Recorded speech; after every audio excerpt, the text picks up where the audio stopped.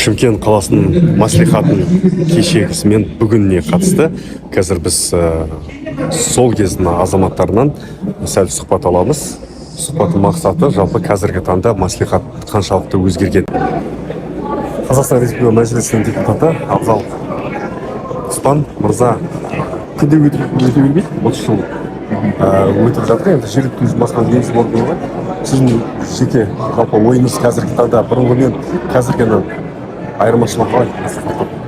Бұрынғы мәслихат пен қазіргі мәслихаттың айырмашылығы едәуір.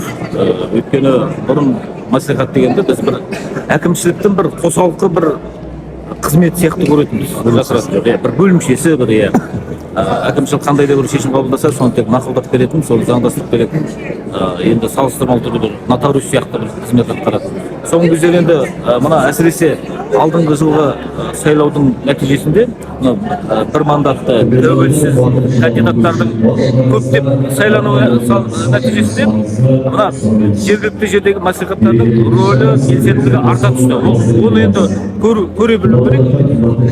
Енді бірақ өз алдына жалпы болашақта менің өз басым облыстық мәслихаттың депутаттары қоғамдық негізде емес, ақылы негізде қызмет атқару керек деп есептеймін өз басым. Облыс пен республикалық қалалардың. Республика онсыз да, облыстық және республикалық маңызы бар қалалардың депутаттары бұлар ақылы негізде қызмет атқару керек деп өз басым есептеймін. Белгілі бір қандай да болса бір жалақы төлену керек. Өйткені өйтпеген жағдайда біз тек қана мынау қаржылық тұрғыда тәуелсіз, мынау кәсіпкер, сондай азаматтардың ғана келетін жер болып қала береді. Ал бұған шын мәнінде де айтар ойы бар. Болмаса ішінде бір комитеттің бір белгілі бір бөлігі қалай болған жағдайда бұл ақы төлену керек деп есептеймін. Өйткені өйтпеген жағдайда мынау айтары бар, халыққа берері бар. Бірақ енді қаржылық тұрғыдан жағдай кәсібі жоқ азаматтар бұл жерге орын былайша жабық болады. Сол себепті де мүмкін осы ақылы болу керек шығар деген бір ұсыныс бар. Осында негізі талқылап жатқан жайымыз бар. Енді қазірдің жергілікті өзін басқаруы бөлек заңның қабылдау бойынша тұжырымдама тапсырмалы. Ол әуелі мәжіліске түсіп бұл мәселе талқылап жатқан кезде президент тағы да қосымша тапсырма берді. Қазір бұны әлдеқайда сапалы құжат түрінде қайтадан дайындап шығу қажет. Заңда. Енді ол келесі жылдың еншісіндегі шаруа. Осы заңда біз жергілікті өкілетті органдардың барлық мүмкіндіктерін біз қайтадан қарастыруымыз керек. Бұған барлық тарап мүдделі. Бірінші кезекте бұл халықтың әл-ауқаты жағдайын жақсартатын сөзсіз дүние. Қалай болған жағдайда мынау мемлекеттік билікке халық өкілдерінің араласуы бұл енді халықтың жағдайына сөзсіз оң әсер ететін жағдай болмақ. Бүгін енді мынау Шымкент қаласы депутаттарының Шымкент қаласы мәслихатының 30 жылдығына келіп отырмыз. Былай мен енді Батыс Қазақстан облысының тумасы болсам да, іс-сапармен осы жақта жүргенге енді шақырып, қазақтың жері бір республика бойынша біз унитарлық мемлекетпіз. Сондықтан да енді мен Оралданмын, Шымкент депутаттары келу керек деген түсінік болмау керек. Соны көріп, рахмет. Жақсы. Енді қазіргі кезеңде мәслихаттың жаңағында бойына салынған көп міндет. Негізгі мәслихатта жұмыс атқаратын депутаттардың қазір жан-жақты болуына міндетті түрде көзқарасы қазіргі деңгейде болып жатқан өзгерістерге сай болу қажет. Неге десеңіздер, бұрынғы жаңағы замандарда енді мәслихаттар пайда болғанда әр сала өңірінен жаңағы жетекті білгілі мамандарды депутаттыққа сайлап, ары қарай сол саланы жаңағы өз комитеттерінде ары қарай тірліктерін жүргізуге болатын болса, қазіргі кезеңдегі депутаттар жан-жақты болу керек. Тек қана бір комитеттің, тек қана бір өндіріске байланысты жаңағы көзқарасы, жаңағы пікірлесі, білімдері толық өршіде жеткілікті болмай, жан-жақты болуға тиісті. Мысалы да жан-жақты болу керек. Неге десеңіздер, мәслихат қаралып жатқан тірліктердің бәрі тек қана бір жеке комитеттерде шешілетін мәселе емес. Жан-жақты ол, мысалы, әр комитеттер өздерінің тікелей байланысты жаңағыда, мысалы, социальный жаңағы жаңағы комитет по социальным вопросам болатын болса, жаңағы техникалық мәселелер болса, экономикалық сала бойынша болатындай болатын болса, өздері жаңағы сол комитетте сол мәселелерді талқылап, толық мөлшерде жаңағы сессияға шығарған кездерде басқа депутаттар да сол жағынан хабарды болып, сол жақта толық мөлшерде жаңағыдай пікір салысуға мүмкіндік керек. Сол үшін жаңағыдай мен өзім медицина саласында жұмыс істеймін. Осы жерде депутат 7-ші созывның депутаты болған кезінде осы жерде жоқ болған жоқ, мен кардио орталық директоры болдым. Сол кезде осы 7-ші созыв депутаты болдым. Кейін жұмыс бабымен Астана қаласына жаңағы UMC орталығының жаңағы хирургия саласының директоры болуына байланысты сол жаққа жаңағы жұмыс бабымен ауысқаннан кейін барып жаңа жұмысымды ауыстырдым. Негізгі мысалы өзім саламды айтқан кезде де жаңағы медицина саласының жаңағы жұмыс істеп тұрып, мен қаржы жағында білуім керек болды. Жаңағы құрылыс жағында, экономикалық өзгерістерді болды ғой. Бірақ жалпаған кезде болады ма? Алдап кету мүмкін ғой. Жоқ, егер де жаңағыдай қалай сұрақтар болды талқылаған кезде, егер де бір саланың жаңағыдай толық мөлшерде игеремай білмей отырсаң, онда тікелей жаңағы әрбір комитеттің жаңағы отырысына қатысып, сол жерде толық мөлшерде ақпарат алып, пікір таласуға мүмкіншілік болып отырды. Қазіргі деңгейдегі мәслихаттардың мүлдем өзгерістері, жаңағы жасалып жатқан тірліктер мүлдем басқа. Неге десеңіздер, жан-жақты көп депутаттар бірнеше салада жұмыс істеген, бірнеше нәрселерде жаңағы көз ашып, бірнеше салада тәжірибелері бар. Сол үшін қазіргі депутаттар білдім, мен ойлаймын, жаңағыдай мүмкіншіліктері молдау. Соңғы сұрақ. Бір оңмен қарағанда қазіргі депутаттарда мүмкіндік көп па халықпен араласуға? Міндетті түрде. Оған бірнеше себеп бар. Біріншіден, қазіргі мына мультимедияның дамып жатқанына, цифровизация, әлеуметтік жүйенің дамып жатқанына байланысты, цифровизацияның дамып жатқанына байланысты, мына қарым-қатынас жеңілдеу болды. Бұрын жаңа депутаттар халыққа офлайн барады. Жаңа өндірістік жаңа мекемелерге барып, тікелей қатысу мүмкіншілігі бар еді. Қазіргі деңгейде офлайн, беймарал, онлайн қатыса береді. По пятибалльной шкале дейді. Бағалаңызшы, қазіргі депутаттар сол мүмкіндіктен қаншалықты пайдаланып отыр деп ойлайсыз? Мен ойлаймын, 5 балл. Енді өздеріңіздер мына социальный жаңағы сараптама байқасаңыздар, әрбір депутаттың өзінің бір жаңағы социальный страничкалары бар. Facebook, Instagram дегендер. Соны қарасаң, өте активный депутаттардың социальный страничкалары. Енді әр депутаттың өзінің бағасы бар. Жалпы енді депутаттық жаңағы қоғамдық айтсам, ол өте жоғары деңгейде. Өте жоғары деңгейде. Мира Болатқызы, көтеріліс қозғалыс жеткізді. Сіз депутат Жоқ, болған жоқсыз. мен әскери колледждің қызметкерімін және желтоқсан ақпаратының 3-ші халық төрағасы. Осы әкімдікпен қатар бізде қалалық мәслихат жұмыс істеп жатыр. Ондағы депутаттардың барлығы аудан бойынша өзі халықпен бірге жұмыс атқарып жатыр. Өткендегі қандай осы еліміздегі болып жатқан жаңағы жағдайлар болса да біз депутаттарымыз қарап қалған жоқ. Халықтың арасында түсіндіру жұмыстарын жүргізіп жатыр. Халықты қабылдау жаңағы күндері бар өздерінің. Халық депутаттармен ол емін-еркін сұхбаттаса алады, сөйлесе алады. Әлі де халықпен бірге болу керек депутаттарымыз. Ол ашық шындықтың барлығы. Бізде ол депутаттардың арасында мысалы бұқаралық ақпарат құралдарының өкілдері де бар, телеканалдары бар, мынау өздерінің жаңа баспа құралдары бар, депутаттарымыз да бар. Олар шындықты ашық жазады. Ешқандай ол халыққа ол осы желі арқылы да жеткізеді. Өздерінің халқымыз аман болсын. Мынау жағдайда осы бізде көбінесе қоғамдық процестерде немқұрайлылық болып жатады ғой халықтар. Депутаттармен байланыстарда не істеу керек халық? Депутаттар өздерінің жаңа жұмыстарында, өздерінің мынау күнделікті іс жоспарларында, мынау халықпен кездесулерінде, осы халықтың көкейкесті мәселелерін нақты білу керек. Халықпен қабылдау күндері бар мысалы. Рахмет. Жол картасы шешіліп жатыр. Мысалы бір талондық жаңағыдай, мысалы желтоқсан ардагерлеріне мысалы автобуста тегін жүретін болсындардың бәрі осы мәслихаттың шешімі болады. Рахмет, сол нәрсе ғой, мысалы қарап olsa. Басқа тақырыпта шешілмеген бүкіл мәселе бар, сол мәслихаттың деңгейінде шешілу керек. Бізде енді желтоқсаншылардың бір аллея сұрап отырмыз. осы мәселемізді шешіп берсе деп отырмыз мәслихат. Достар, қазір 30 жылдықта көптеген қайраткерлер жүр, соның ішінде міне Нұржан ағамыз жүр, әйгілі боксшымыз. Аға, қалай мәслихат 30 жылдығына қарай? Жақсы, құтты болсын, өте керемет, көңілі керемет. Осы 2 жыл бұрын маңыздылығы жаңағы осы мәслихаттың қызы. Сол кісі осыласы шара болып жатыр. Келіңіз қонақ болып, өте жақсы дайындалып жатыр. Көп тұрса қоғам қайраткерлері жиналып жатыр. Иә, көп кісі көп таниды ғой, біраз бірге жұмыс істескенбіз. Талай кезінде күрескенбіз, ақшаны бізге беріңіз. Қазір қалай ойлайсыз, қазіргі жағдайда мәслихат өзгерісі қалай? Қазір жылдан сайын кәсіби түрде дамып келеді ғой. Заманда Талабы басқаша. Қазір бұрынғыдай сәт жеңілдеу. Бұл өте қиын еді. Қазір жеңілдеу. Қазір халықтың талабы үлкен ғой. Иә, бірақ жұмыс ол еш уақыт бітпейді ғой. Бірақ нелер өзгереді жаңағы.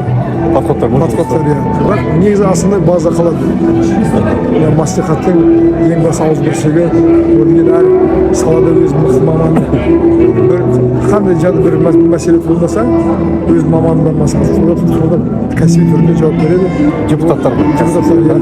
Біз кезімде сондай болған мен өзім.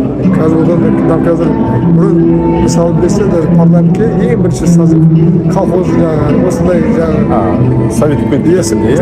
Қазақстан енді егемен кезде бірінші одан кейін Назарбаев президент таққа жіберді. Одан кейін уже кәсіби түрінде жаңағыдай әр салада мықты. 95 конституциядан кейін. Содан кейін дұрыс бағытта жұмыс ету, үлкен жұмыстар атқарды. Бәрі керемет. Мен 3-ші, 4-ші, 5-ші, 6-ші сол.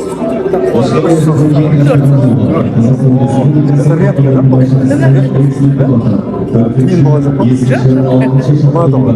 Ұнады. Енді қараңызшы, сіздің кез бен қазіргі кез айырмашылығы? Әрине.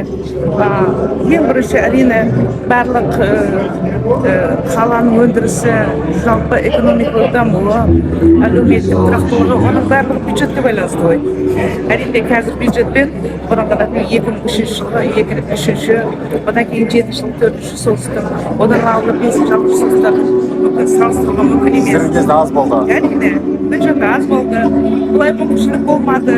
Мінекей қазір қаламыз не деген дамып келді, не деген ғимараттар, не деген үйлер салынып жатыр.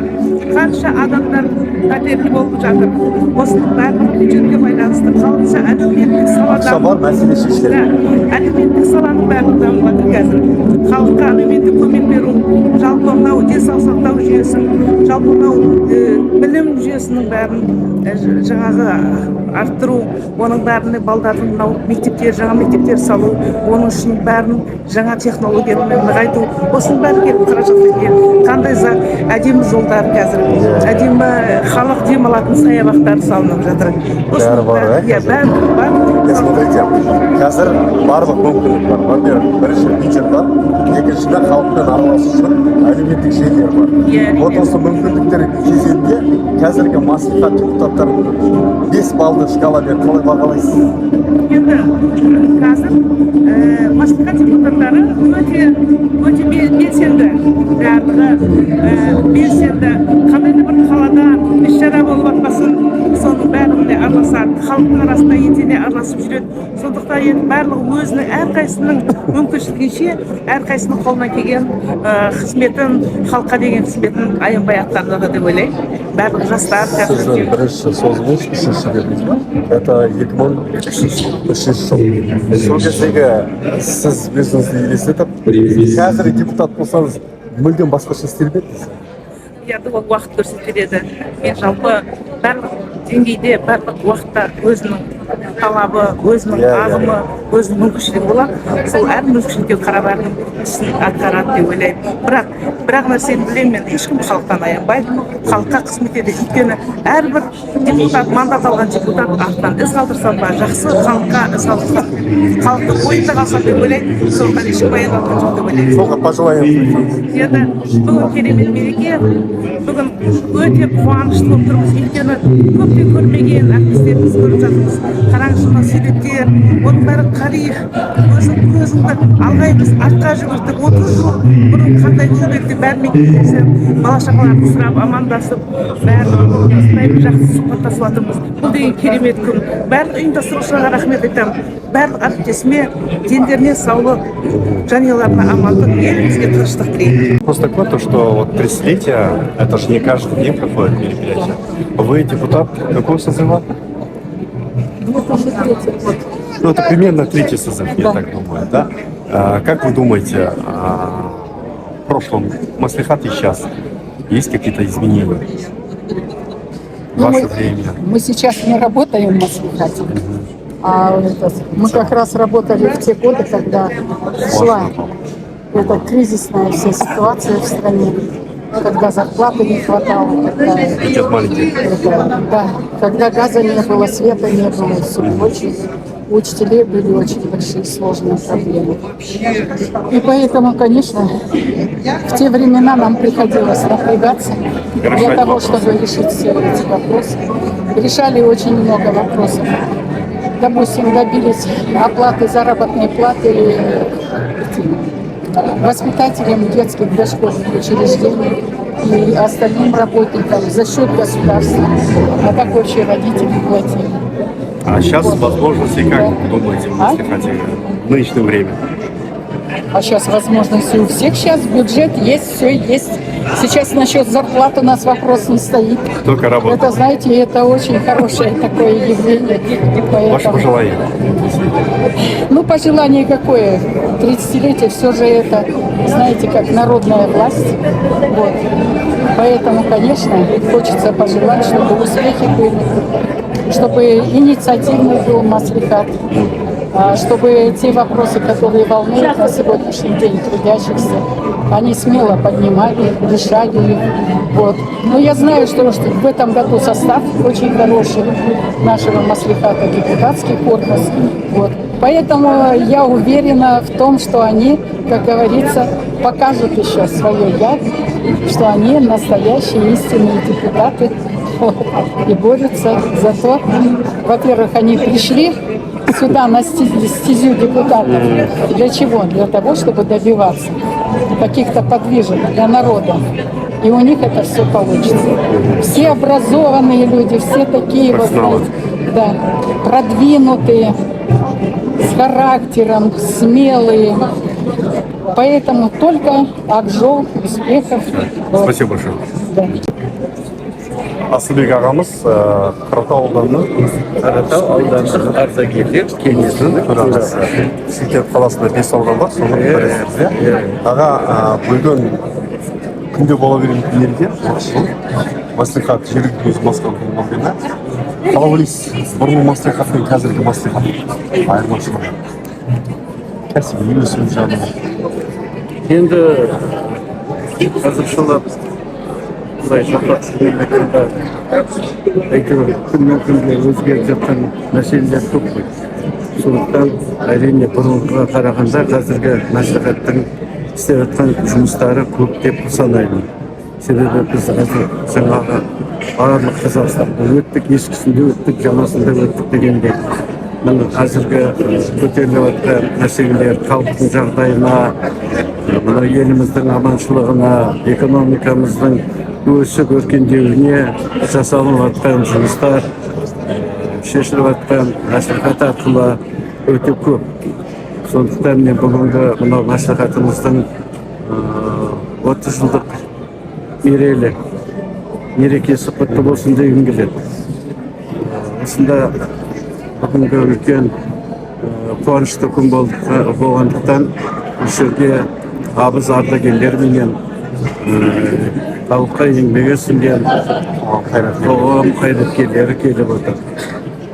Біздің барлығымыздың ниетіміз осы бірлесе отырып Қазақстанымыздың гүлдеп өсуіне, өркендеуіне, экономикасының одан да арта беруіне күш салып қолымыздан келген жұмыстарды атқара берсек деген ойдамыз. Тағы да айтарым дегенім, Қазақстанымыздың ынтымағын тіршілігі бір болсын, халқымыздың жағдайлары бұдан да жақсы жақсаратын күн болсын. Деніміз аман болсын. Сау саламатта болсын. Енді ұсыныстар көп қой, енді күннен күнге өзгеріп жатқан мәселелер көп. Сондықтан әлде де Шымкенттің көркеюіне дұрысырақ қарап, атсалысқанды жөн көріп отырмын. Сондықтан барлық Шымкент тұрғындарына айтарым, өздеріңіздің ой пікірлеріңізбен бөлісіп, мәслихат деген ұсыныстарыңыз болатын болса, жиі хабарласып, жаңағыдай жазбаша түрде өтініштеріңізді жіберіп тұруларыңызды сұрамын.